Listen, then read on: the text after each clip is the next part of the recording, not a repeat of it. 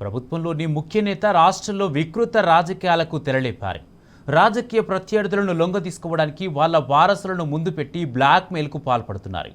అధికార పార్టీలోని అసమ్మతి నేతలు, విపక్ష నాయకులు, ప్రముఖుల పిల్లల కదలికలు, లావాదేవీలు, బలహీనతలు, వ్యక్తిగత వ్యసనాలు, సన్నిహిత పరిచయాలపై డేగకన్ను వేసినట్టు తెలుస్తున్నది. ఇందుకోసం ముఖ్య నేత ఆధ్వర్యంలో ఒక ముఠా వ్యవస్థను ఏర్పాటు చేసుకొని రేయింబవళ్లు గూఢచార్యం జరుపుతున్నారని రాజకీయ వర్గాల్లో జోరుగా చర్చ జరుగుతున్నది.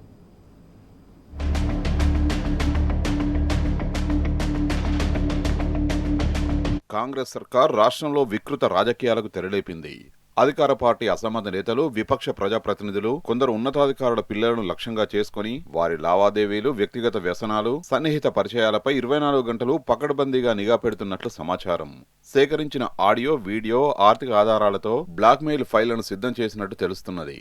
ఇందుకోసం ముఖ్యనేత ఆధ్వర్యంలోని ఒక ముఠా ఈ వ్యవస్థను అత్యంత పక్కాగా నడుపుతున్నదని గాంధీభవన్ వర్గాలు చెబుతున్నాయి. దీనికోసం పెద్ద నెట్వర్కే పనిచేస్తుందని అంటున్నాయి. రహస్యంగా సేకరించిన సమాచారంతో చట్టం ప్రకారం శిక్షలు వేయించడం ముఖ్యనేత లక్ష్యం కాదు. ఎంతటి నేరం బయటపడినా ఒక్క ఎఫ్ఐఆర్ కూడా నమోదు కాదు.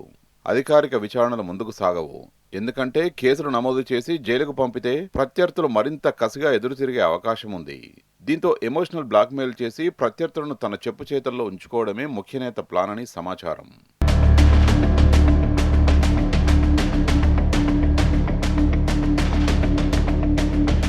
తాజాగా వెలుగులోకి వచ్చిన 2 కీలక పరిణామాలు గాంధీభవన్ వర్గాల్లో తీవ్ర కలకలం రేపుతున్నాయి.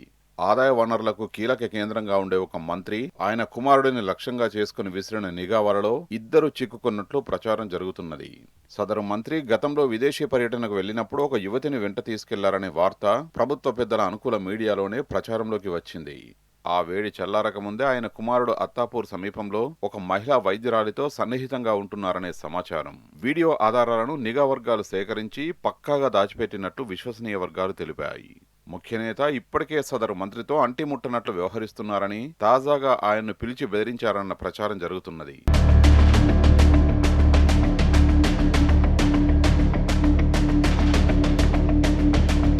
మరోవైపు కాంగ్రెస్ లో అత్యంత కీలకమైన నేతను నియంత్రించేందుకు ఆయన ప్రతి కదలికపైన ముఖ్యనేత క్షేత్రస్థాయి నిఘా పెట్టించినట్టు చెబుతున్నారు.